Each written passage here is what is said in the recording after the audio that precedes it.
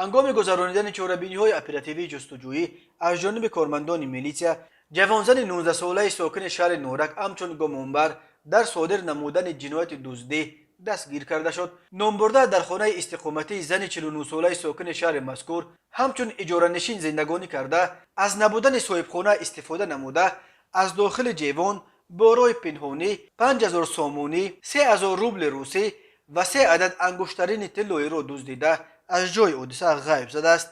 ضرر رسانیده شده 7500 سامانی را تشکیل می‌دهد.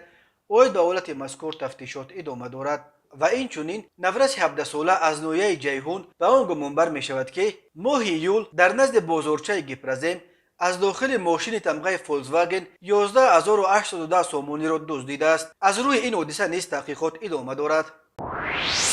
هنگام گذرانیدن چهاربینی‌های اپراتیوی جستجویی از جانب کارمندان میلیسیا، مرد 30 ساله ساکن شهر دوشنبه با گمان قلابی دستگیر کرده شد. نامبرده سال 2021 برای فریب به باوری مرد 31 ساله ساکن پایتخت درآمده از او автомашин тамғаи хондаи элантраро ба маблағи 27000 доллари амрикоӣ савдо карда гирифта, автомашинаро ба дигар шахс фурӯхта, маблағи ба даст овардаашро ба манфиати шахсияш сарф намудааст. нисбати гумонбаршаванда парвандаи ҷиноятӣ бо моддаи 247 кодекси ҷиноятии ҷумҳурии тоҷикистон оғоз карда шуда тафтишот идома дорад.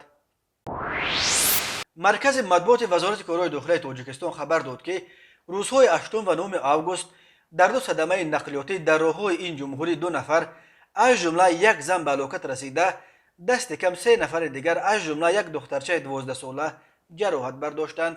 аз ҷумла шоми 8 августи соли 2022 тахминан соати 20:00 дақиқа ронандаи мошини тамғаи Opel Vectra Назаров Алихон соли таваллудаш 1967 сокини ноҳияи Балҷувон ҳангоми ҳаракат дар роҳи шоҳроҳи Восе Ховалинг дар ҳудуди деҳаи пӯшёни ноҳияи Восе аз ӯҳдаи идораи воситаи нақлиёт набаромада ба канори роҳ мошинро чапа намудааст. дар натиҷа ронанда Назаров ҷароҳати вазнини ҷисмонӣ бардошта дар ҷои ҳодиса ба ҳалокат расидааст. мусофири ин мошин Қурбонов Абдувалӣ соли таваллудаш 1965 сокини ноҳияи Балҷувон ҷароҳати гуногуни ҷисмонӣ бардошта дар беморхона бистарӣ гардидааст. ҳамчунин 9 августи соли 2022 тахминан соати 14:40 дақиқа ронандаи мошини тамғаи Toyota Prado Ҳасанзода Сиёвуш соли таваллудаш 2000 сокини шаҳри Душанбе ҳангоми ҳаракат дар шоҳраҳои Душанбеи Хоҷанд Чаноқ дар километри 300 бехатарии ҳаракати роҳро таъмин карда натавониста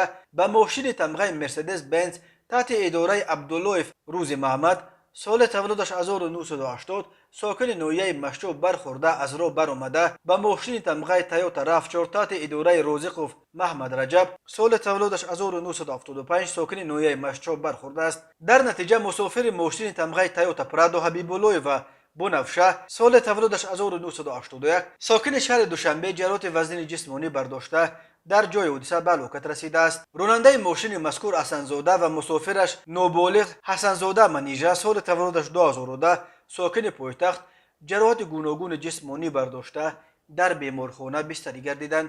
аз рӯи ин ҳодисаҳо таҳқиқот идома дорад. ҳар сол бар асари садамаҳо дар роҳҳои Тоҷикистон то 400 нафар ба ҳалокат расида беш аз 1200 тани дигар маъюб мешаванд.